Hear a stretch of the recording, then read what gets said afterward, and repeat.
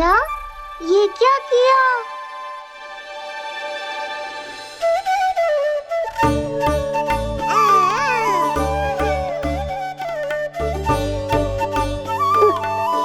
लगता है इसे माखन से अधिक ही प्रेम हो गया है। सावधान यशोदा, कहीं बड़ा होकर माखन चोर ना बन जाइए। माखन चोर क्यों बनेगा मेरा लल्ला? माखन की कोई कमी है क्या हमारे घर में? जितना माखन चाहिए उतना माखन खिलाऊंगी मैं अपने लल्ला को। पर मैया अभी तो थोड़ा सा भी नहीं चखा रही हो। ये ले। लो ये भी दाऊ को दे दिया। सुबह तो बोल रही थी कि मैं आपको प्रेम नहीं करता, उल्टा आप अपना सारा प्रेम बलदाऊ पर लुटा रही हो।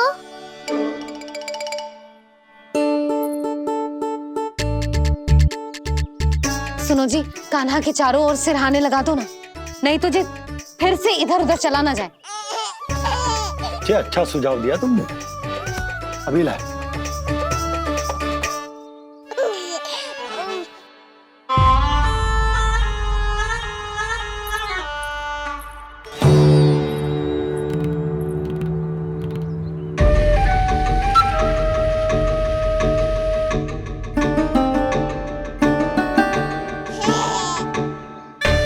इस बालक का वध करके जब मैं मथुरा वापस लौटूंगा तो प्रभु कंस मुझे अपना विशेष विश्वास पात्र तो बनाएंगे ही, पर क्या पता प्रधानमंत्री भी बना दे। देवकी और वसुदेव अभी कहाँ हैं? अपनी संतानों के श्राद्ध के लिए ऋषि गर्ग के आश्रम जा रहे हैं। अब आप क्या करने वाले हैं महाराज? एक बार तो मैंने उन्हें प्राण दान दे दिया। बधाई हो कुंवर जी, अपनी पत्नी के प्राण बचाने में आप सफल हुए। दूसरी बार मैं उन्हें दंड देने निकला तो तुमने मुझे रोक दिया। बुद्धि बल का प्रयोग कीजिए स्वामी, शारीरिक बल की आवश्यकता नहीं। किंतु एक ही भूल को बार बार नहीं दोहराएगा कंस। मथुरा नरेश कंस के इस महल से वसुदेव और देवकी जीवित बाहर नहीं निकलेंगे, केवल उनके शव। कंस मामा आप उनको छू भी नहीं सकते।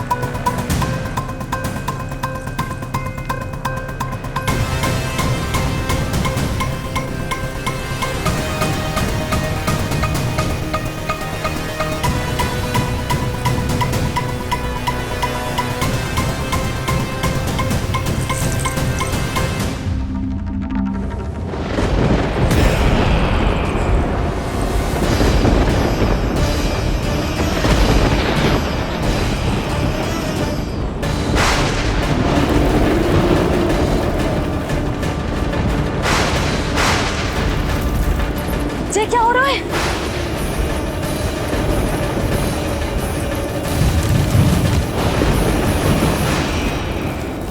ये क्या हो रहा है?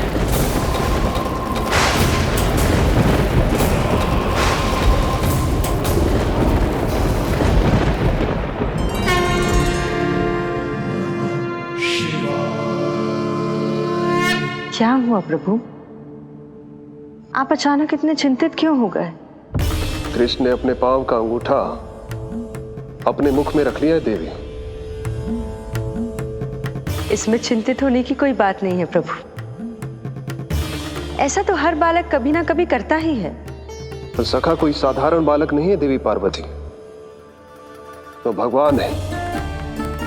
यदि वो ऐसे ही अपने अंगूठे को मुख में रखकर खेलते रहे तो अवश्य ही आ जाएगी। कौन आ जाएगी प्रभु? प्रलय आ जाएगी देवी, प्रलय आ जाएगी देवी। हे नारायण जी, क्या हो रहा है?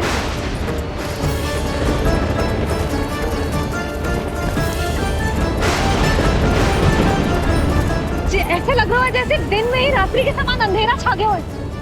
लगता है बहुत बड़ी आंधी आने वाली है।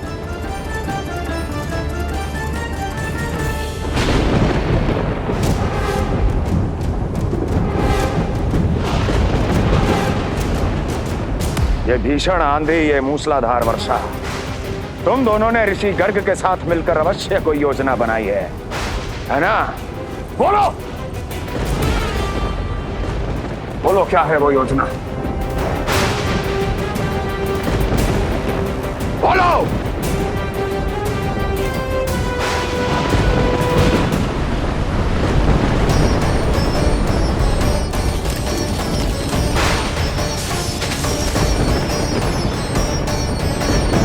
लगता है प्रकृति क्रोध में। मैं जाकर गौशाला संभालता हूँ, कहीं कोई हानि ना हो जाए। तुम बालकों को भीतर ले जाओ।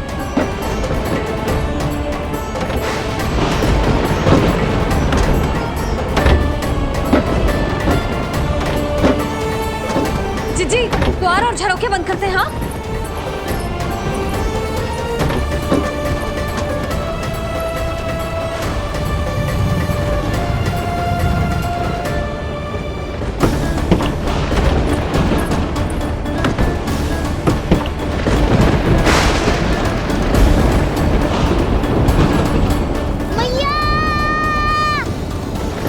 लल्ला चल अंदर चल के खेल।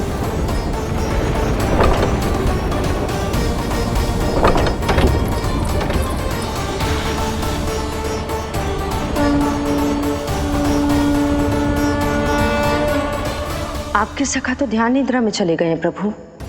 इनकी ये अंगूठा चूसने की सामान्य सी क्रिया का कितना घातक प्रभाव पड़ रहा है, इन्हें तो पता भी नहीं है। चाहे जानबूझकर की जाए या अनजाने में हो, सखा की हर लीला के पीछे कोई ना कोई उद्देश्य अवश्य छिपा होता है। पर ऐसा लगता है देवी जैसे उनकी इस लीला के पीछे एक नहीं अनेक उद्देश्य छिपे हैं।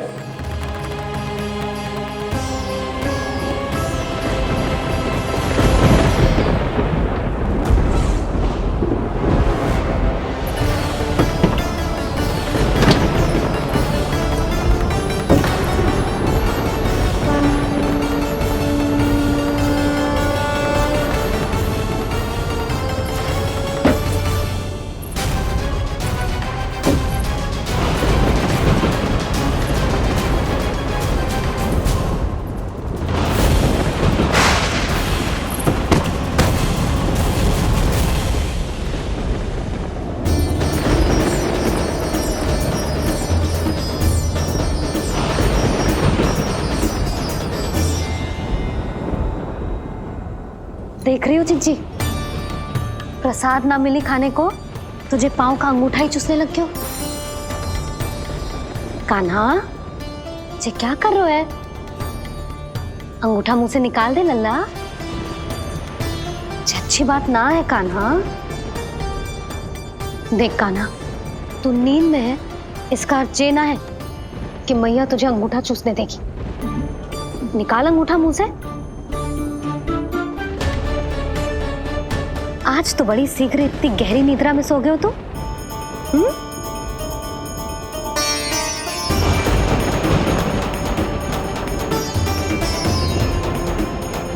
देख रही हो ना चिच्ची, अंगूठा मुंह से निकालने को तैयार ही ना जी। ऐसा क्या आनंद मिल रहा है?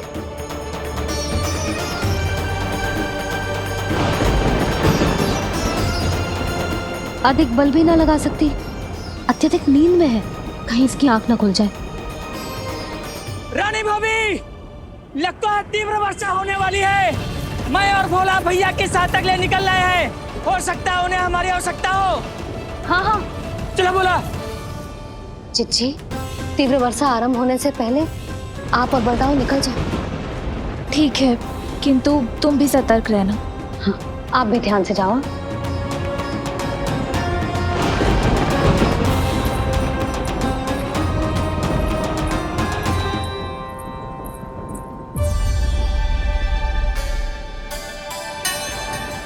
हे नारायण, वस्त्र बाहर सूख रहे हैं और तेरे अन्नप्राशन वाले चावल भी रखे। भीतर करना होगा ना चिचान की भी।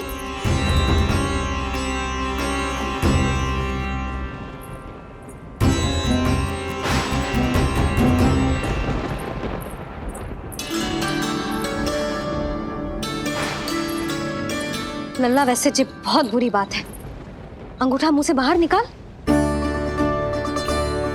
केवल 2 दिवस में तेरा अन्नप्राशन है, फिर सब खाइयो। तनिक धैर्य रख। गुड़ तू। प्रभु, स्वयं कृष्ण की मैया इनका अंगूठा नहीं निकाल पाई, तो अब और कौन निकालेगा? कैसे रुकेगी ये प्रलय? इसका एक ही अर्थ है देवी, अभी लीला समाप्त होने का समय नहीं हुआ। अभी तो कहना तो ये चाहिए कि लीला अभी पूरी तरह से आरंभ ही नहीं हुई है।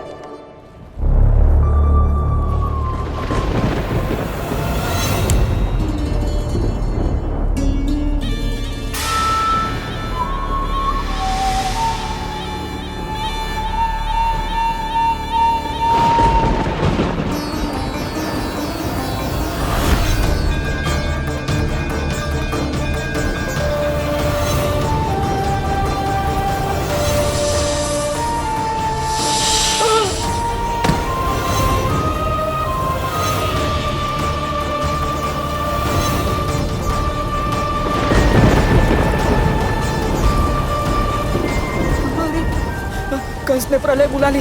कंस ने प्रलय बुला ली।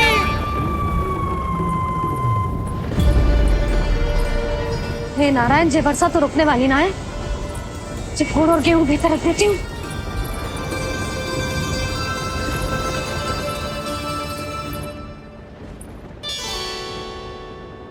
जे देख रहे हो गुड़, जे तेरे अन्नप्राशन के पकवानों के लिए ही है। कैसे कैसे करके बचा के लाई हूँ, कुछ पता भी है तुझे? और तू है कि जे अंगूठा ही चूसे जा रहे है। हाँ नहीं तो। किंतु आज प्रलय भी आ जाए तो कंस की तलवार का वार रोकने में असमर्थ होगी। कंस के साथ विश्वासघात किया है, दंड तो मिलेगा। महाराज, वायुमंडल में अचानक आए इस परिवर्तन का हमसे कोई लेना देना नहीं है। हम तो बस अपनी संतानों के श्राद्ध के लिए जा रहे थे। मूर्ख हूं मैं, मूर्ख हूं मैं। कंस एक मूर्ख है, मूर्ख हूं मैं। अब अच्छी तरह जानता हूं मैं, श्राद्ध केवल एक बहाना है। किंतु सत्य यह है कि तुम और वो ऋषि गर्ग मिलकर मेरे विरुद्ध एक षड्यंत्र रच रहे हो, और ये तुम्हारी योजना है। भैया, ये आप क्या कह रहे हैं? कैसा षड्यंत्र, कैसी योजना? हम तो केवल श्राद्ध के लिए गए थे। बहुत अवसर दिए मैंने तुम दोनों को, किंतु तुमने बार बार बार बार बार बार मुझे मूर्ख बनाया। इसलिए अब मैं अवसर दूंगा अपनी इस तलवार को।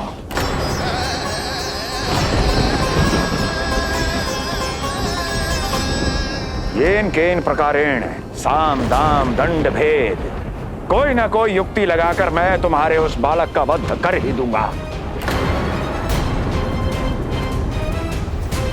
पर उस क्षण का साक्षी बनने के लिए अब तुम दोनों को जीवित नहीं छोड़ूंगा मैं।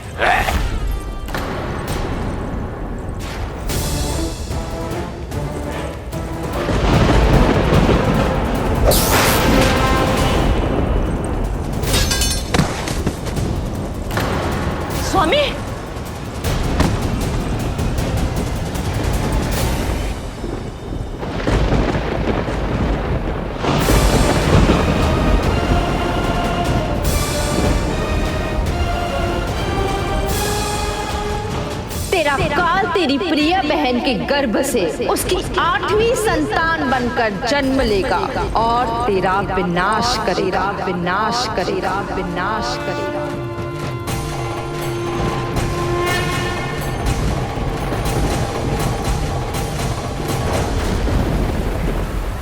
प्रलय आने वाली है, प्रलय आने वाली है, प्रलय आने वाली है।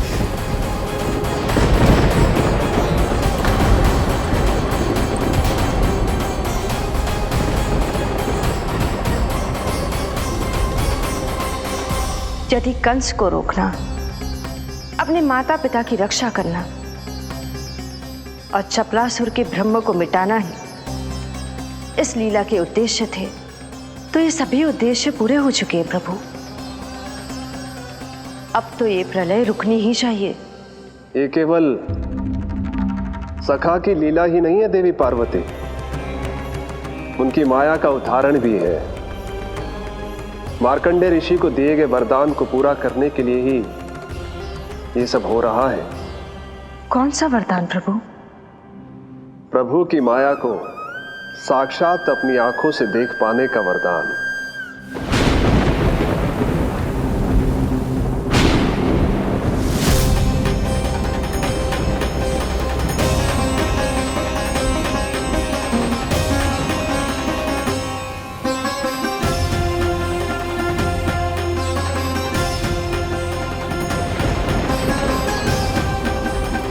हे नारायण, क्या ये प्रलय है? क्या संसार समाप्त हो रहा है? तो फिर मुझे मिले इस जीवन का क्या अर्थ है?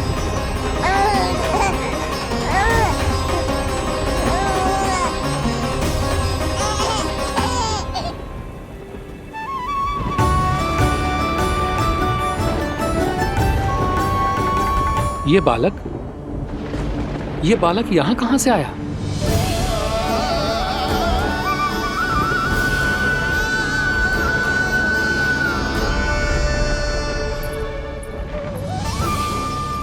सोते हुए कितना निर्दोष लगता है जी। चारों ओर जल ही जल है, सब कुछ प्रलय में नष्ट हो रहा है, किंतु ये कितना निश्चिंत है ये। परंतु ये अद्भुत बालक है कौन?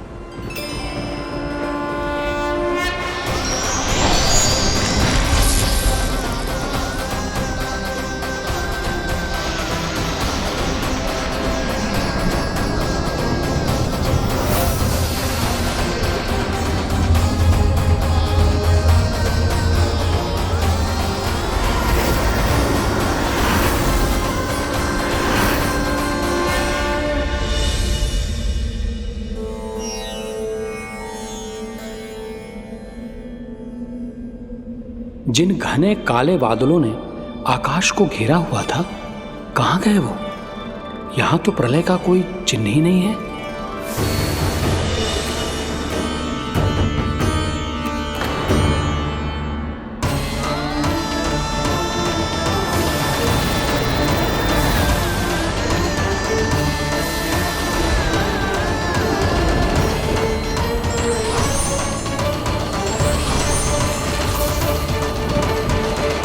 ये आप ही की माया थी ना प्रभु? मुझे इसका साक्षी बनाने के लिए आपका बहुत बहुत धन्यवाद। परंतु इसका अर्थ क्या है प्रभु?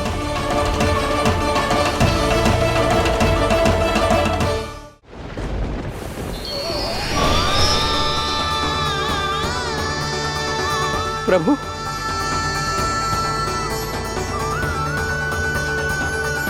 इसका अर्थ ये है कि ये मानव संसार वट वृक्ष पर स्थित है और मानवों का जीवन काल वट वृक्ष के पत्ते पर विश्राम करती एक जल की बूंद के समान होता है। वो बूंद जो किसी भी क्षण नीचे गिर सकती है। आपने तो स्वयं देखा है महर्षि, ये संपूर्ण जगत, ये महाब्रह्मांड मेरे ही भीतर स्थित है। ये उदाहरण है इस बात का कि जो दिखता है उसके कई स्वरूप होते हैं। जो आज आप देख रहे हैं वो पहले भी हो चुका है और आगे भी होगा। सब कुछ एक माया है। प्रलय का होना, जीवन का होना, दुख सुख सब एक भ्रम है। ठीक उसी प्रकार जिस प्रकार एक जलाशय में दिखने वाला प्रतिबिंब आपकी वास्तविकता नहीं बल्कि एक भ्रम होता है। इसलिए मनुष्य को सदैव ध्यान रखना चाहिए कि जीवन में कोई भी संकट क्यों ना आए, वो इस प्रलय की तरह केवल एक भ्रम ही होता है। ऐसे समय में जो संकट के सामने झुक जाते हैं या अधर्म का साथ देते हैं, वह स्वयं को उस भ्रम रूपी प्रलय में डुबोकर नष्ट कर लेते हैं।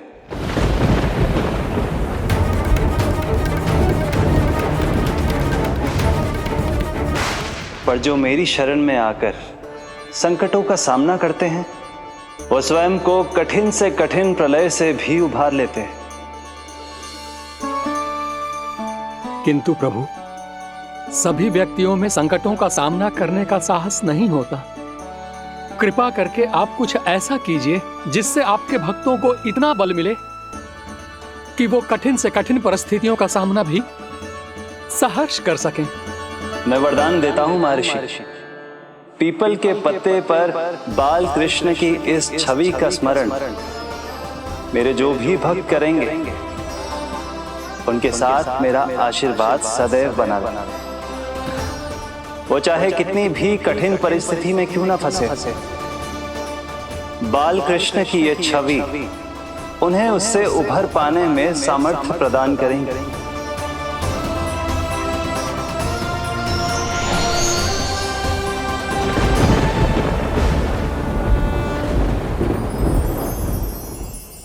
अद्भुत। तो ये कोई साधारण लीला या भ्रम नहीं था, मानव मात्र को नारायण से मिला वरदान था ये। पर अब क्या होगा प्रभु? कैसे रुकेगी ये प्रलय?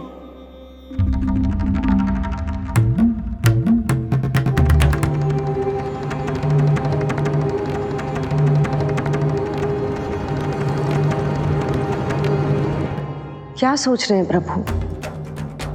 क्या आप रोकेंगे ये सब? नहीं प्रिय, ये कृष्ण की माया है, वही इसे रोक सकते हैं। पर मैं अपने सखा से भेंट करने अवश्य जाऊंगा। पर पिछली बार की तरह बिना उपहार लिए नहीं।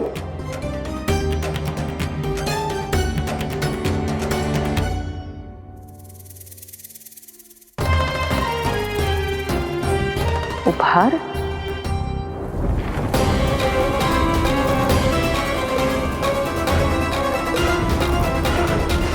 आप तो प्रलय का भी सामना करने के लिए तैयार थे ना भैया? अभी तो प्रलय भी नहीं आई और आपकी ये दशा हो गई। महाराज,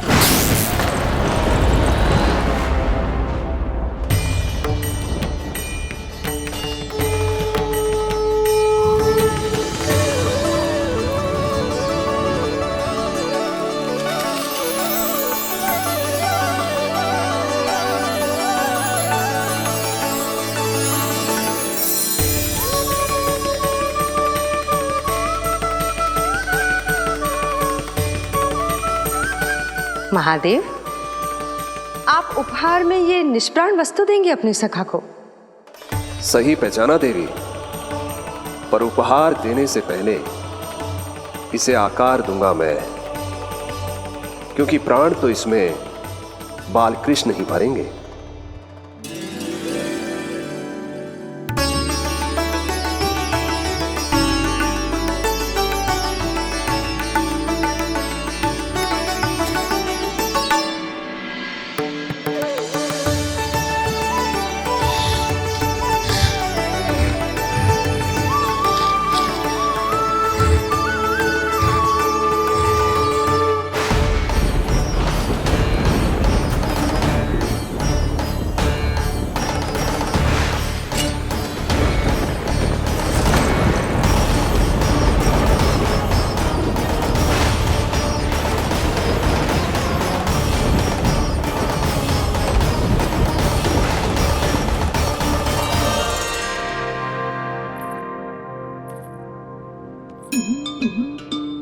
मुरली?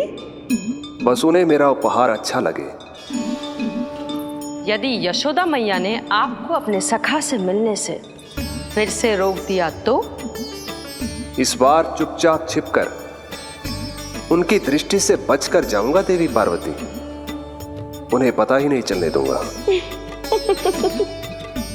संभालिएगा प्रभु, यदि यशोदा मैया ने आपको पकड़ लिया तो लेने के देने पड़ जाएंगे महादेव।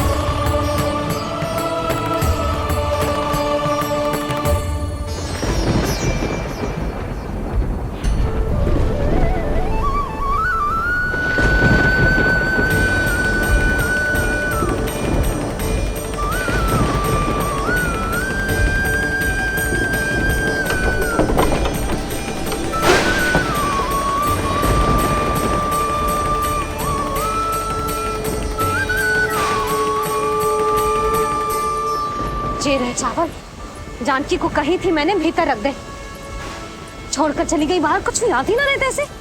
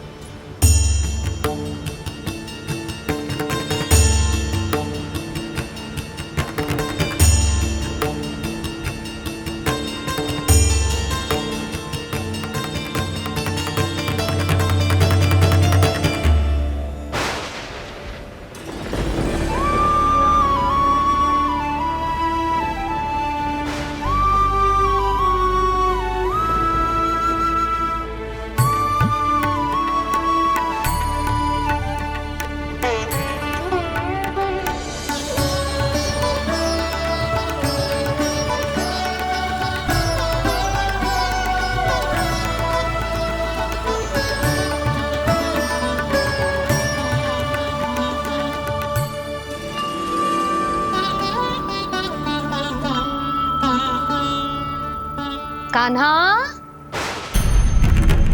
अंगूठा निकाल दे नन्ना, नहीं तो रुक जा, मुझे ही अंगूठा निकालना पड़ेगा तेरा। पूरे वस्त्र भीग गए मेरे, कहीं मेरे कारण इसका श्वास ना बिगड़ जाए। वस्त्र बदल के आ रही है मैया।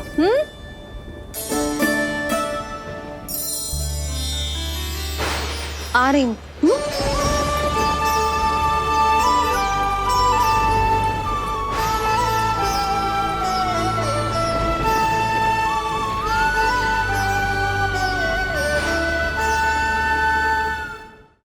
शासन की नींव भय होती है महाराज, और आपका पूरा साम्राज्य भय पर ही टिका हुआ है।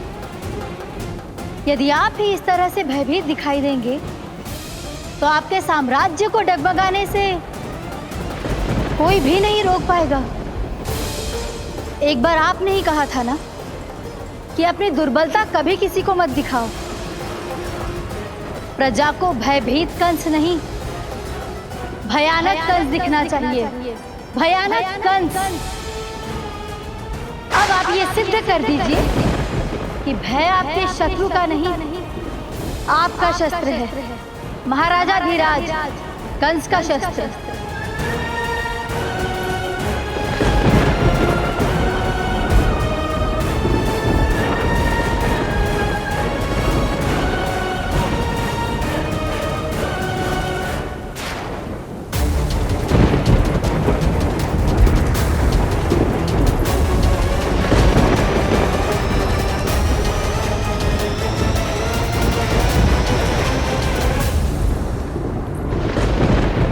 उससे क्या भयभीत होना जो स्वयं भयभीत हो, उससे क्या भयभीत होना जो स्वयं भयभीत हो। सखा, इस माया को विराम देने का समय आ गया है।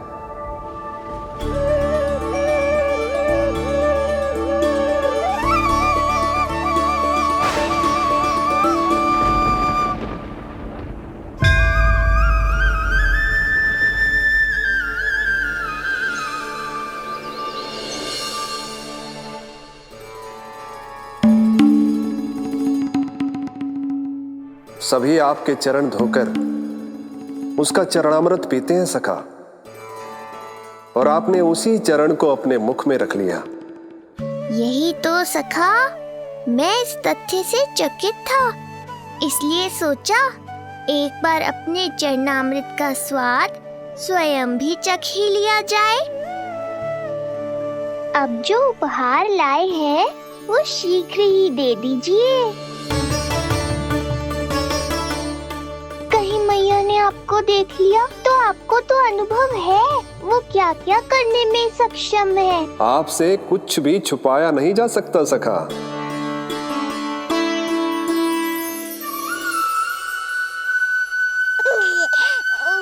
इन अधरों पे पांव के अंगूठे से अधिक ये मुरली शोभा देगी सखा।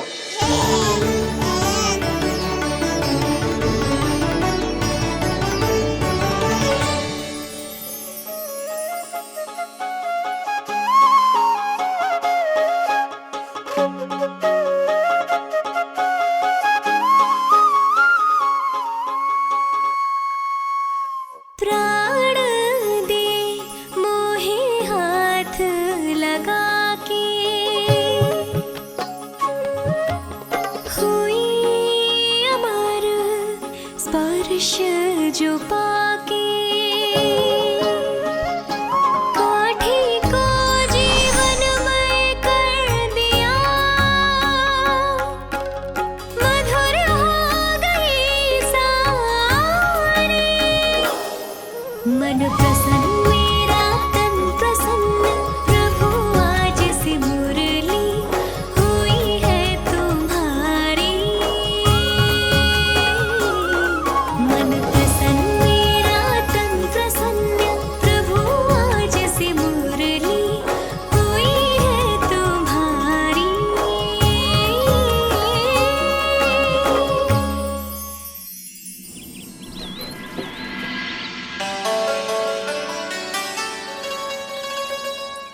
तुम्हारी भक्ति ने मेरा मन जीत लिया है मुरली।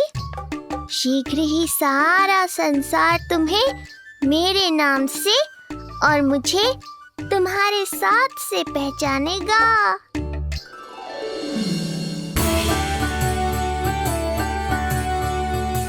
प्रभु, मेरे प्रभु, इस अनमोल भेंट के लिए आपका बहुत बहुत धन्यवाद सखा।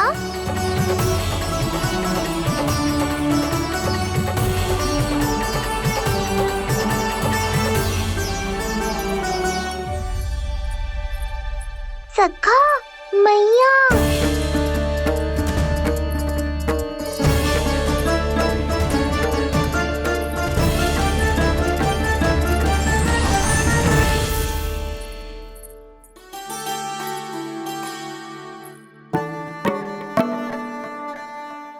अच्छा जी, तो तूने अपना अंगूठा मुंह से निकाल ही दियो। बड़ा उपकार कियो अपनी मैया पे।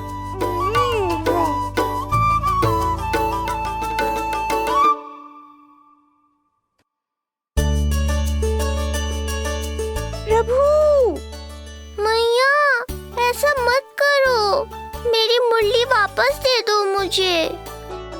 ये कहाँ से आई?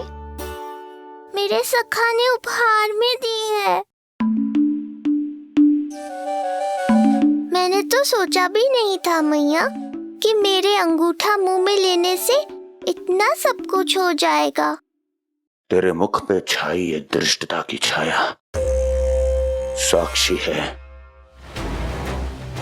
ये जो भी हुआ, ये तुम दोनों, उस ऋषि गर्ग और तुम्हारे उस पुत्र का किया धरा है, जिसे तुमने मुझसे छुपा रखा है। जो स्वयं दूसरों का बुरा करते हैं, उन्हें सदैव यही लगता है कि उनके पीठ के पीछे उनके विरुद्ध कोई ना कोई षड्यंत्र हो रहा है। मुझे तनिक भर भयभीत देखकर इतना साहस आ गया तुझमें कि मुझे प्रत्युत्तर देगी। लगता है तुम दोनों महाराज की तलवार के वार को भूल चुके हो। स्मरण करो, इतने वर्षों में इसने एक बार भी तुम्हें छुआ तक नहीं, लेकिन अनेकों बार तुम्हारे हृदय को रक्त रंजित कर चुकी है ये। मेरी इस तलवार ने तुम दोनों की 6 संतानों का रक्त चखा है, और अब एक और संतान के रक्त में स्नान करने वाली है ये। वो संतान जो गोकुल में पल रही है। बस कंस भैया बस, बस कंस भैया बस, बस कंस भैया बस।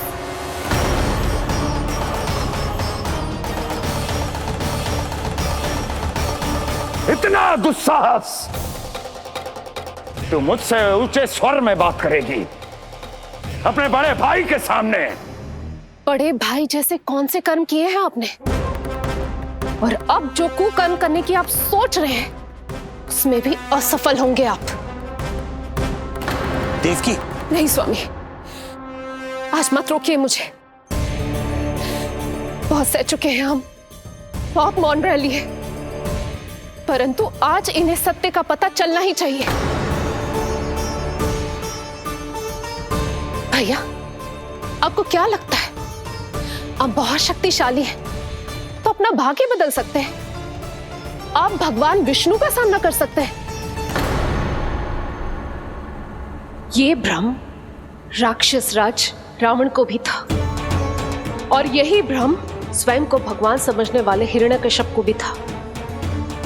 पर ना रावण के 10 शीश बचे और ना ही हिरण्यकश्यप का अस्तित्व। पेट चीर के उनके प्राण निकाल लिए थे भगवान ने। तो सोचिए भैया, आपकी क्या दशा करेंगे वो? मैं आज तक ये बात समझ नहीं पाई कि ये आपका अभिमान है या अज्ञान, जो आप भगवान विष्णु का सामना करने चले। देवकी! इस क्रोध का आप कोई लाभ नहीं है भैया। अब तक मैं व्यर्थ ही आपसे भयभीत होती रही, परंतु अब और नहीं। जब हमारी रक्षा स्वयं भगवान विष्णु कर रहे हैं तो फिर आपसे कैसा भय?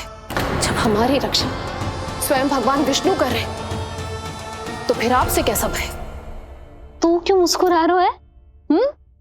अब जे मत ही सोचना कि मैया फिर से अंगूठा चूसने देगी तुझे। अब उसकी आवश्यकता ही नहीं पड़ेगी मैया। पहले आकाशवाणी से सुना था, आज मैं दोहराती हूँ। आपकी मृत्यु भगवान विष्णु के अवतार द्वारा ही होगी। आपकी मृत्यु भगवान विष्णु के अवतार द्वारा ही होगी। आपकी मृत्यु भगवान विष्णु के अवतार द्वारा ही होगी।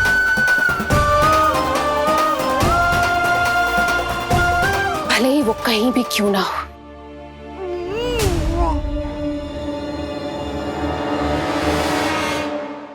चाहे वो कहीं भी क्यों ना हो, मैं जानता हूं वो कहां है। देवकी, तूने बहुत बड़ी भूल कर दी मुझे चुनौती देकर। मैं चाहूं तो अभी इसी क्षण तुम दोनों का वध कर दूं, किंतु नहीं।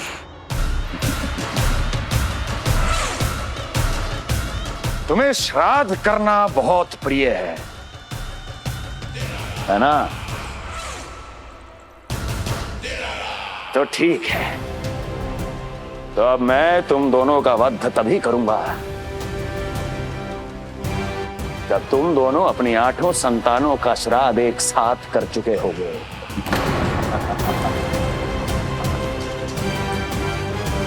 श्राद्ध की तैयारियां करो।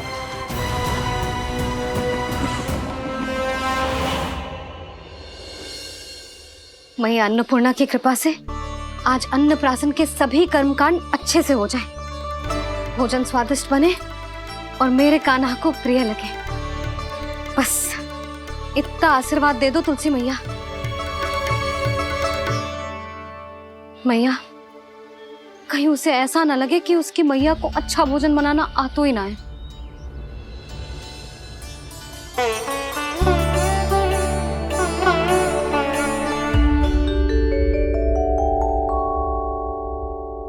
वाह मैया, इतने दिन तक तो कुछ खाने को दिया नहीं, और अब जब खाने का अवसर आया है तो व्यग्र हो रही हो। मेरे बारे में भी तो कुछ सोचिए प्रभु। 2 दिन से यहीं अटकी हूँ। अटकी नहीं हो मुरली, तुम तो लटकी हो। प्रभु। हाँ हाँ मुरली, मुझे भी तुम्हारा साथ चाहिए, पर क्या करूं? मैया ने तुम्हें मेरी पहुंच से बहुत ऊपर लटकाया है। पर प्रभु, मैं आप तक पहुंचूं कैसे?